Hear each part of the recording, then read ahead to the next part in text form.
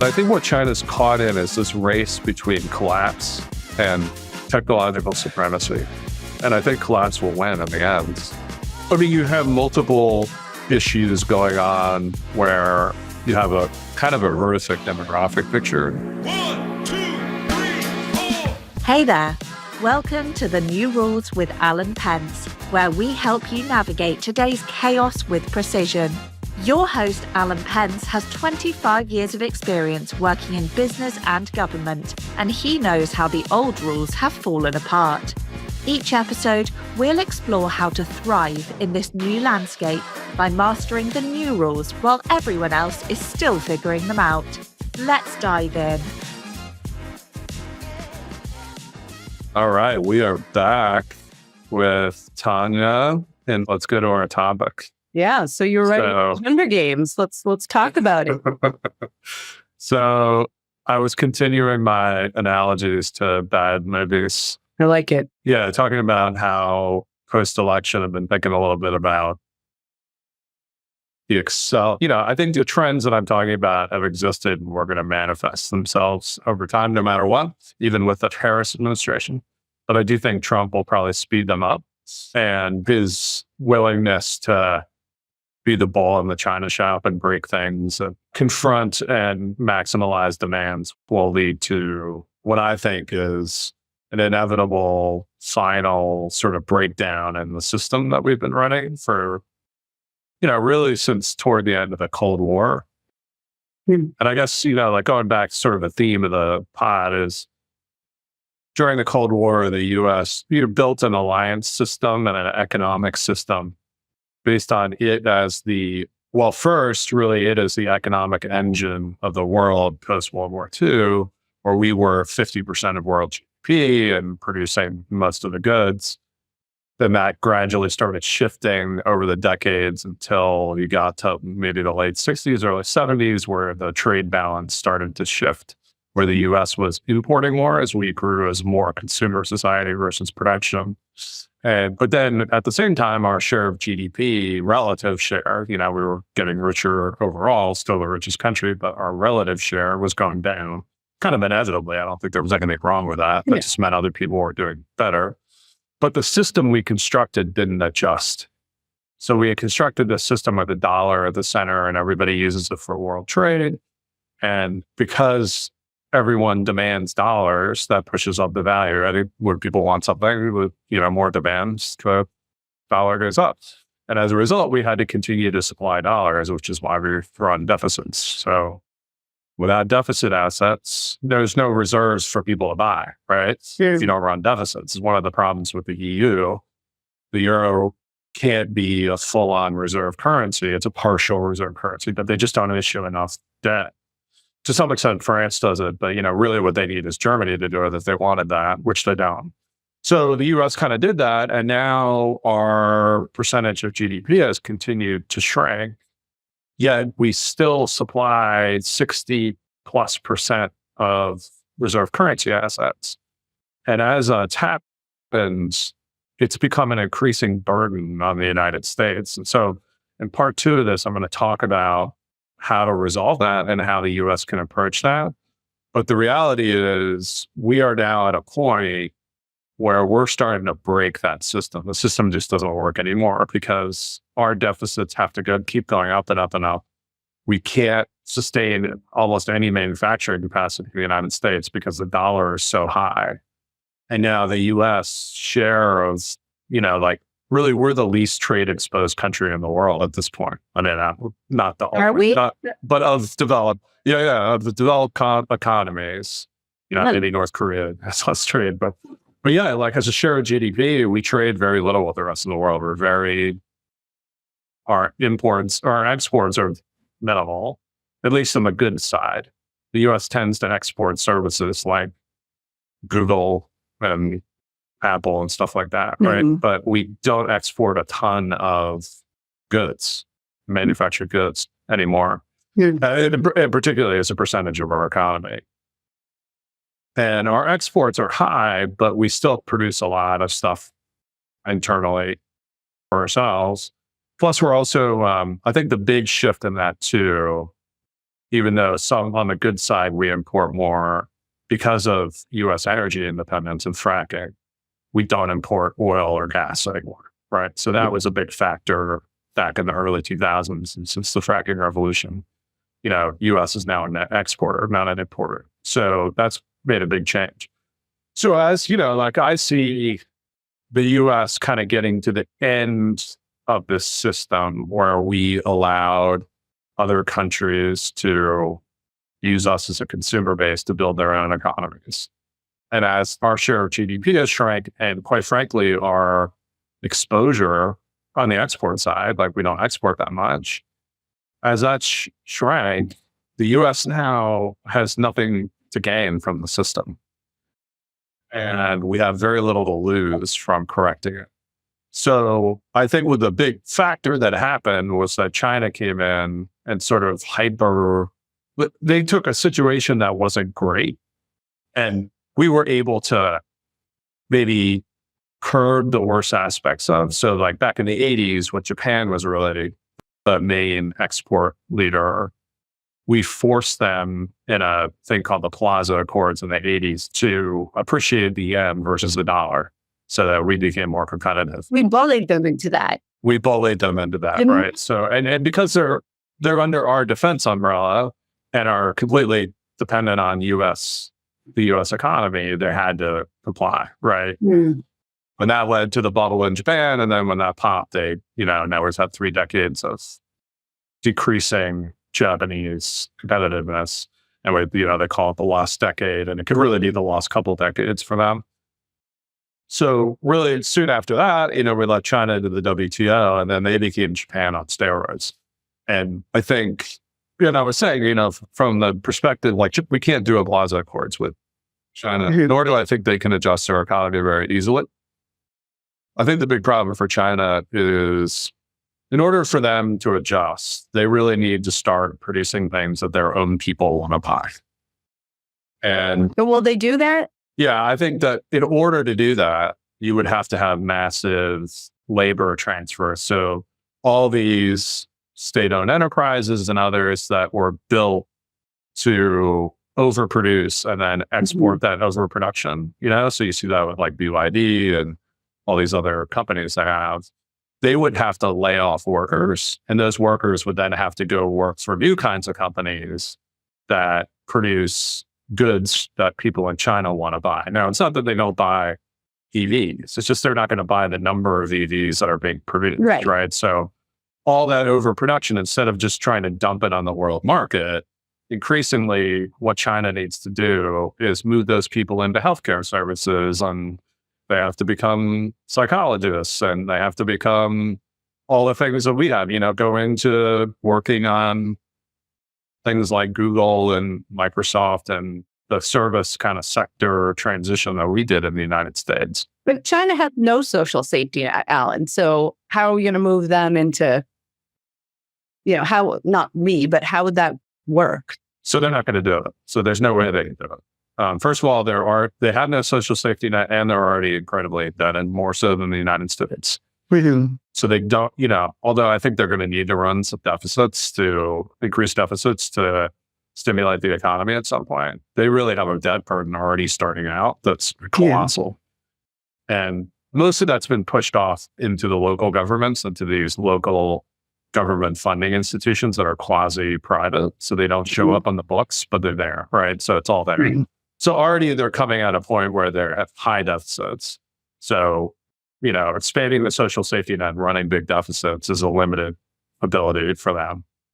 And then they would have massive unemployment if they had to shift the SOEs into more consumer-based production, into producing services. Like those LOEs, you can't go from making refrigerators to providing healthcare services, right? So I just think that kind of transition would probably collapse the government. I mean, if you have that kind of mass unemployment, I just don't see China keeps itself together. I mean, the United States went through this transition, and it was the Great Depression and World War II. And these were fraught.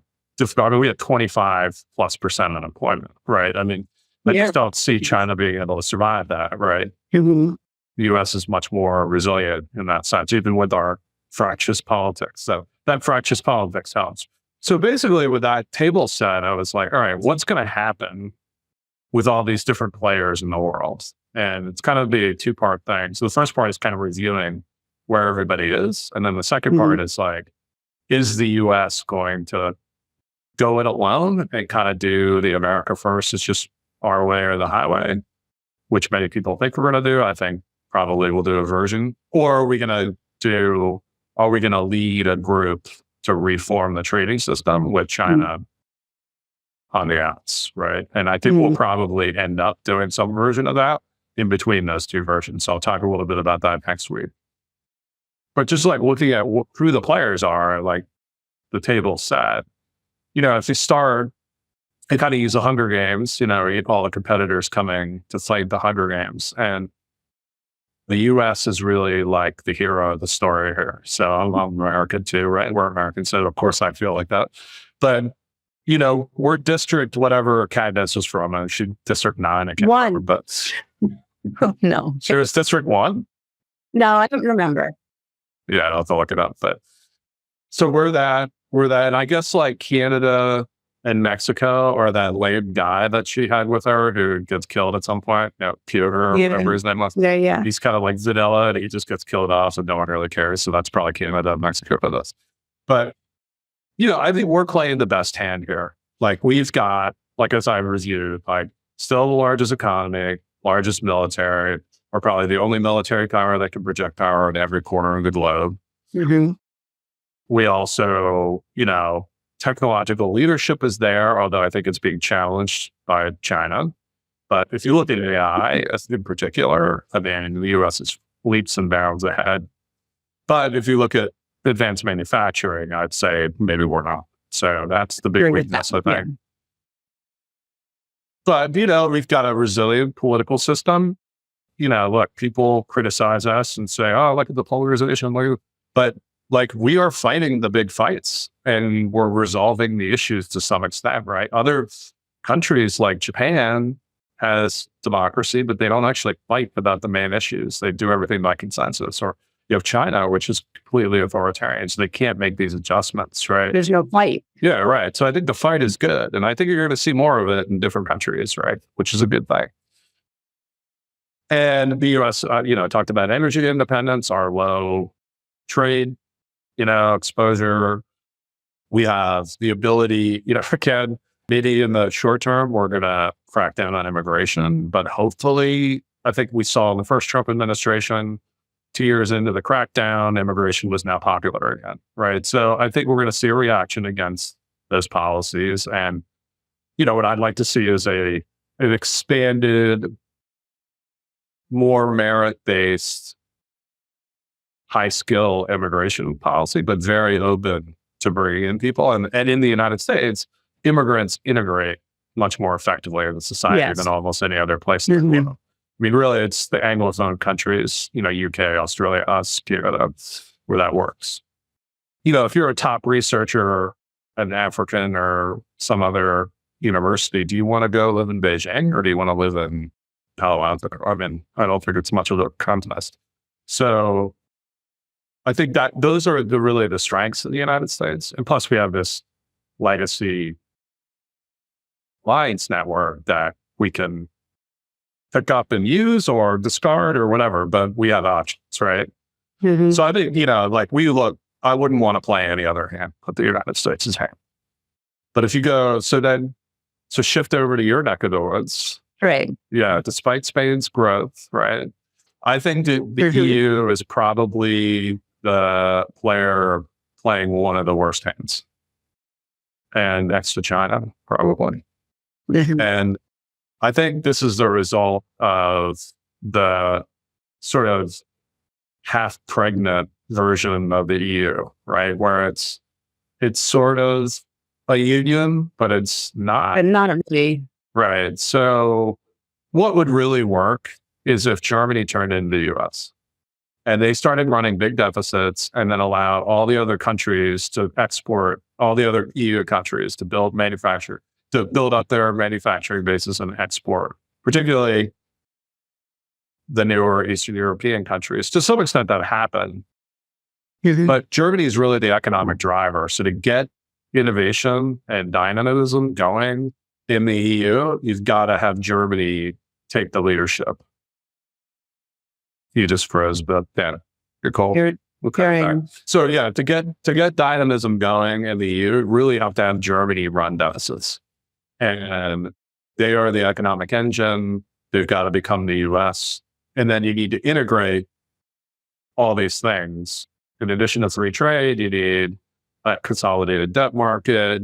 You need to break down some of these cultural barriers so that products can be more easily sold across different countries.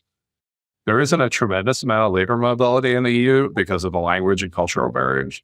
So it just feels to me like the EU would have to become like, and you have to get rid of these stupid energy policies, right? Because it's not energy independent. So really, the best thing that Germany could do was become the US, run deficits, and get a peace deal in Ukraine so they can get Russian gas back. That would probably Europeans just going nuts right now to like become right. Exactly. now. Do you know how many times people have said to me, "Aren't you glad you don't live there now after the election?" Right. Like, right. Well, I mean, short term, it might feel good. The long term, I think it's a bad ant, right? And I think, the other thing is like immigration is a pretty fraught issue in the right. They don't. Yes.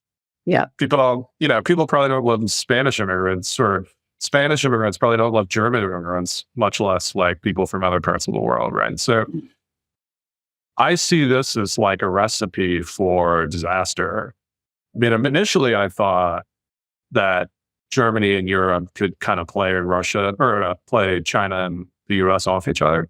I think that's probably a losing strategy. What you're seeing now is so what you're seeing now is a lot of German companies like Siemens and Volkswagen investing a lot into China, and they're trying to build themselves up by going into the Chinese market to serve the Chinese market. And to me, this is like picking up nickels in front of a steamroller, right? Because the Chinese do not want your companies. So like I said in the piece, like China wants to be Germany. It doesn't want to partner with you, right? It wants to take over. So it's like going to knife you, cut your skin off and wear it, right? It's like Buffalo Bill or whatever in the Silence of the Lambs. Yeah, that's a real example. Yeah. So to go to that was a good movie, but I think that's the problem. And like you're seeing Germany's exports are decreasing to China because China's trying to become more autarkic and bring that technology in. So they'll let Siemens and Volkswagen in, steal all their shit, and then kick them out, right? And then, just take their factories. And so I just don't see a way that there's a great path in the future for the EU with China. It'll work for a while. So really then their only option, given that they can build out their own defense base, given that Germany's not going to go into debt to like drive the continent itself, is vassalhood to the United States. And I think that worked really well in the Cold War. That's what drove all their growth. It's like, hey, let the US do the security umbrella, and we'll export our goods to them and build our economies. Well, that worked really great when you were the center of the world, and the center of the Cold War was, at the Brandenburg Gate. Now the center of the Cold War is in the South China Sea. So I don't think the US really cares that much about the EU. It's a good market, a lot of people, but I don't think the terms that the EU is going to get from the United States are going to be what they think they're going to be. And so you've lost your importance. You can't drive your own growth. You can't defend yourself. It just feels like, hey, this is a set of circumstances. So like, is Germany more afraid of debt than they are of being part of the American empire and a minor part? I think that the answer might be yes, and that's not great. But I'd rather see Europe stand as a stronger player, but I just don't see that possibility. When you put it there, it doesn't sound very good. It's not. No, it's not good. Unable to defend. No, and then, and you have an aging population, and you have a welfare state that's going to be unsupportable in another 10, 20 years. Once they figure out immigration. Right. And you don't want to bring people in. So you just go around and around, right? And I think that there's going to be a big crisis in the EU. I think you also have like Germany with very low deficits, France with very high deficits. And how do you have run one economic policy that satisfies both those conditions? Like, I I don't think think you can. the EU's probably, I think the EU is probably going to have to break up in some form or other, right? I think the euro certainly will have to go away. That doesn't mean, like every aspect of the EU goes away. I don't think it can survive as a political unit. True. So I'm pretty pessimistic on the EU, as people probably have noticed in my But people commentary. are probably picking up on that. Yeah, exactly. All right, so let's go to like a little better part of the world. Well, actually, let's visit another bad before we go to the good. Okay. So then I look at China, and China is a puzzle to me. I'm going to bring some more people to the pod about this, but I think they're playing a pretty bad hands. Yeah, you wrote that. But why? yeah, so like on the positive side, you look at, hey, they are taking leadership in multiple advanced technology areas, particularly in advanced manufacturing. If you could build an awesome EV, you could build an awesome tank and an awesome fighter jet. So I don't see what's going to stop them from doing that. Right. But I think what China's caught in is this race between collapse and technological supremacy. And I think collapse will win in the end. I mean, you have multiple issues going on where you have a kind of a horrific demographic picture where they really peaked, 5-10 years ago, and the population is declining. There's no social safety net. And you're going to have something, I mean, it's like 20, I can't remember the year, like 2050, you're going to have like 10 retirees for every worker. Yeah. And they have no social safety net. So who's going to support these people, right? Well, the policy has come, I mean, that's no longer there, but now you're seeing, Right. all those one children are. Yeah. And now even, they've released that limit and no one's having babies still. And I can't remember who said it, but as far as I know, it takes 30 years to make a 30-year-old. So I don't think there's any relief coming. Even if they start having babies today, Right. it's 30 years until that pays off, right? So I see a shrinking workforce, huge problem for the overhang of all these old people, already massive debts that are unresolved. They still won't stick all this debt on one group. They slowly, unfortunately, what I think is happening now is they're sort of sticking the consumer with part of it, with the housing bubble bursting. And so most people's wealth that they would take care of their parents with, or their parents would take care of themselves with, was in housing, and they're deflating that. The value of housing is going down. So now you're watching your retirement savings kind of deflate away. Yeah. Maybe they don't really help you. So that seems a little scary. And then, they're in a hostile neighborhood, and the solution they've picked is to export their way out of this problem. Like, we're going to go into we're going to go take all our real estate and infrastructure building, and we're going to put all those resources into these SOEs and other companies to make more EVs, make more solar panels, make more robots, make more of this, make more of that, which in some ways can work. And like, if you're Japan, you can kind of get away with it, even with a large economy. But China's the second largest economy in the world. They're already a massive exporter, and they've now, post-pandemic, the export percentage of GDP has skyrocketed. I mean, their trade surplus with the rest of the world is massive now. And I think people just can't absorb it. I mean, you're seeing this. Trump's sitting there going, they're going to slap tariffs on everything. The EU starting to slap tariffs on them. Pakistan, one of their ostensible pseudo-allies, is slapping tariffs on them. They just can't. There's just not enough people in the world to buy all their shit. Yeah. And as the U.S. starts shutting down area after area to shift production to the United States, or maybe friendshore, I know that they're looking at, hey, the global South and the developing world. Well, these people just don't make enough money to buy all your stuff, right? I mean, only the U.S. really can absorb.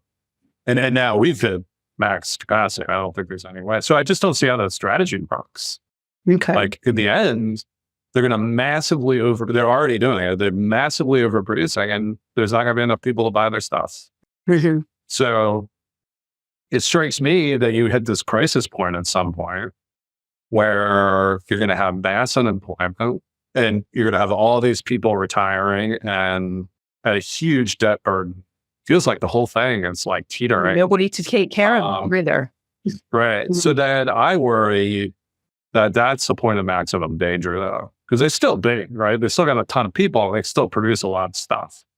So if the government really starts seeing that the long term isn't good, that they know it's going to go this way, I think that they lash out.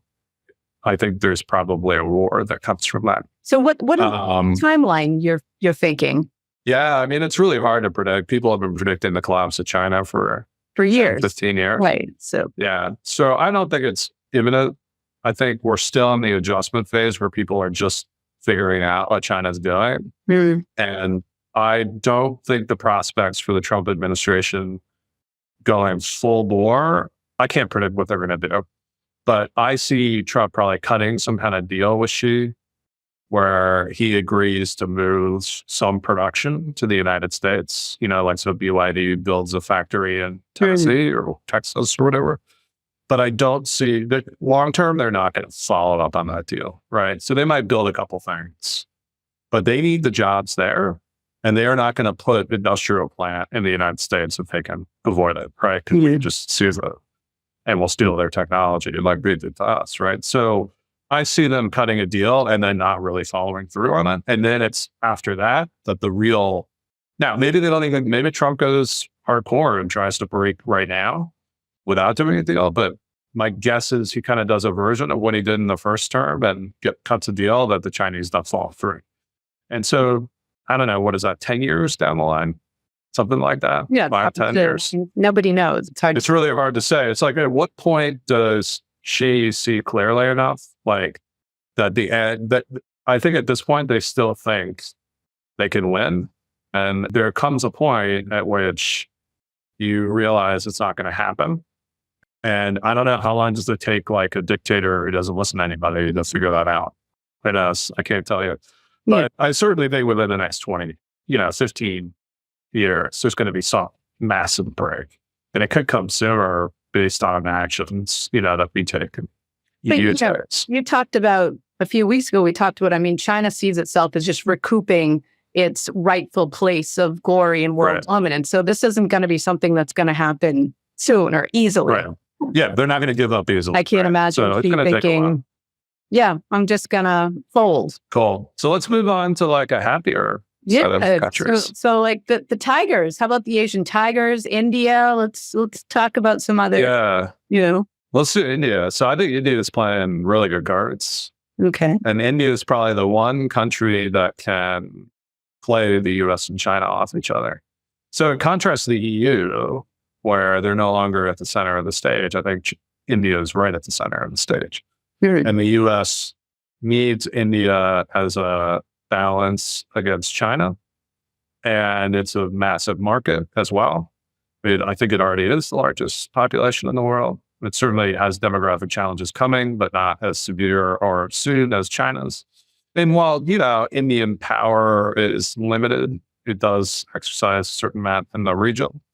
And so I really see them being able to cut a deal with both sides and be able to play both sides off each other. In the end, I think they will probably be a U.S. ally, but India has a long history of playing in between, like with, right now they're doing business with Russia, not paying attention to our sanctions, and they can get away with it. All right. So I think they will. They also have, a good technical capability and seem to grow synergistically with the United States and Silicon Valley. So I really see, India really thriving over the next, generation. And, the question is, can they cohere enough internally, build enough infrastructure, all that kind of stuff to kind of take the place of China? I don't see them maybe doing that just because they have such internal coherence problems and such massive poverty. What do you mean by that when you say internal coherence problems? Just the number of ethnic minorities and different regions. And like, it's just not a very cohesive country in that way. It's a big, messy democracy and it kind of works. So like, I think they're going to do well. I don't see them becoming, I think they'll do well, but I don't see them being a globe spanning power They'll be an important regional player. And then, I think they'll do well and maintain some amount of independence. And then I think Japan and South Korea and Australia also will do well. Now, they're clearly under the U.S. umbrella, so they're not going to be playing the U.S. off of China. They're going to be, working with the U.S. But I think, again, they kind of play the role maybe of Germany and France and Britain, right? They're on the front lines. And, to be honest, like if China invades Taiwan, we need like the Philippines, Japan, Australia. India is probably not going to get involved in that, right? They don't really care. So those powers are going to be able to negotiate good terms, I think, with the United States, because we need them to be strong and we need them to be part of our alliance. So I see them doing very well. I think we're going to probably do a lot of bilateral trade deals. We're going to, and I think they also have, with the exception of Australia, Japan and South Korea has horrific demographics as well. I mean, South Korea might be the worst in the world. Yeah. And they can't take immigrants, right? But they also have done very well at moving production to other countries, like the United States. They also have done amazingly well in robotics and automation. And I think we will push them to continue that lead. That's the counter to China. So I think, the story there is good. And they're rich, so they can pay. They have social safety nets, so they can, it'll be a burden, but they'll be able to adjust to the older population. Yeah, that much better than like China or something. And Australia, I think, lives off of immigration. So I think they can absorb tons of immigrants pretty easily. So I think Australia stays like a good middle power with a good relationship with the United States, and they can demand good terms. So I think those countries all do well. And then also the Asian tigers. So, Philippines, Thailand, Indonesia, Vietnam, Indonesia.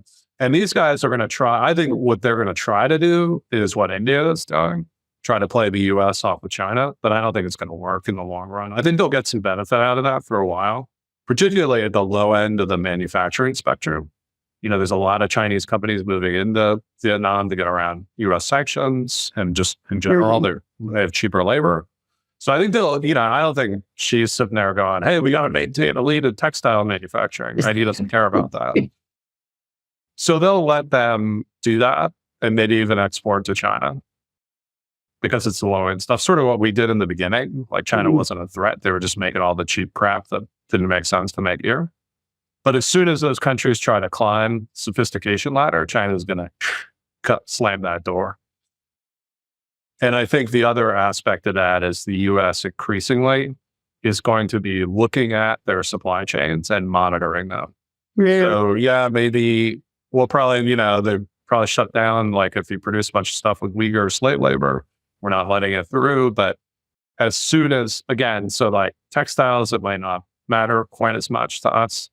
But as they start moving up that chain, if they have significant Chinese components, they're going to get shut out of Western markets. So I think, and then you add on to that their only choice militarily is the U.S. I mean, China's just going to blow them apart, right? Yeah. They're much bigger and they're right there. The only balancing force they have is the U.S. So I think that in the end, they have to move under the U.S. umbrella.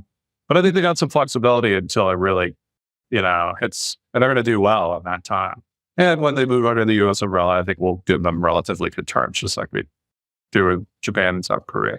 So to me, I kind of hit some other regions, but like you look at those like Central, right? Yeah, like Central Asia and Pakistan. I mean, they're screwed. They're just going to be Chinese vassal states that take turns for Xi, and they're never going to be good. And then I look at other continents, and I just don't think they matter that much. Like, it doesn't really matter what happens in Africa. I mean, I know we get all freaked out about China getting some uranium mine and Namibia, but to be honest, it doesn't matter. And I think 50 years, if the population changes, stay on track, and Africa is a major population center, maybe at that point it really matters, but I don't see anything until then that really matters that much. And then, South America is similar. I don't think it really matters that much. Brazil will have relations with China and because of the commodity exports, but I don't really see the U.S. caring that much. Oh, yeah. And then the two I didn't have. Yeah, Russia. Again, I rate the chances of Russia mattering that much very low. So I know that in the United States, we're all spun up about it, but, Oh, yeah. it's an aging petrostate, declining population.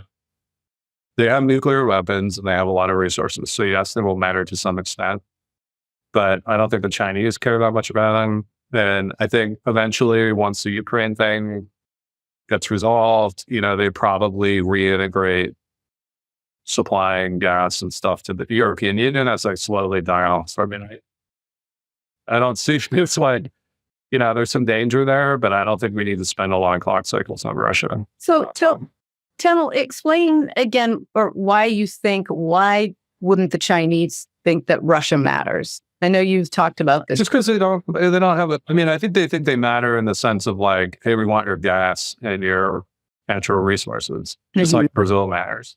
But I just don't think they see them as a threat or a huge ally. And then they have some weapons production, but I think we've seen that the U.S., as we saw just recently in Iran, where they knocked out the Russian-made air defense systems and flew over the country at will.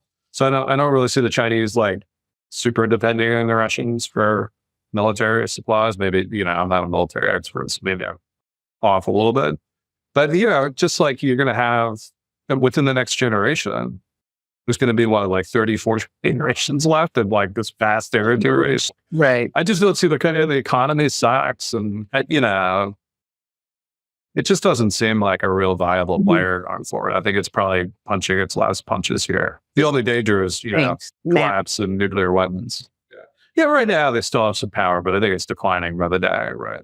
And the U.S., if the U.S. untied the hands of, as we saw with those missiles that just went in, the ACATs or whatever, as soon as we untie the hands and actually use real weaponry against them, they're not going to win. So, but there's still a nuclear power, so we can't. They're not in Africa, right? Yeah, not Brazil. It's nothing to sneeze at, too. Right. But I just don't see them being a major player going forward. Oh, and then the Middle East, right? So we can't forget them. That's right. Yeah. So, as far as the U.S. is concerned, so just overall, I see the Middle East as kind of status quo. Oil is still really important, or gas, despite people's dreams. And they will be a major supplier. I do see the Trump administration really driving the Abraham Accords to conclusion. I think it'll work. Where, you have a Sunni-Israeli alliance against Iran and its proxies. Syria and Lebanon. And, I think he'll just have a standoff, probably a relative shift in the balance of power toward Saudi Israel. But I don't think it'll matter that much. It'll just be like, to be honest, I don't think we really care what happens in the Middle East from a strategic standpoint. All we care is that someone else doesn't dominate. So it's still important because China needs it. And if we allow China to somehow project power, then take over there, they can use that, coerce everyone else. But with our own energy independence is no longer as vital to us. But it's still a strategic important part of the world. So I see us like trying to maintain some kind of alliance network there, stabilize it, make sure Iran can't be too dominant, and then just kind of like moving on with our lives. Because, really what we need to do is be working on those alliances in South China Sea and East Asia, right? So that's where the focus has to be. And everybody else is sort of a bit player outside of that we want to take. So that's my little review of the world. It's a new framework. Yeah. And so next week, we're going to talk about how I see the options for the U.S. So I called it like in the Hunger Games, everybody's fighting each other. And then eventually a bunch of them get together and unite to take on the government, putting, the capital that puts on the games. And so like, what are the prospects? I think really only the United States can do it to take on the capital and the Hunger Games.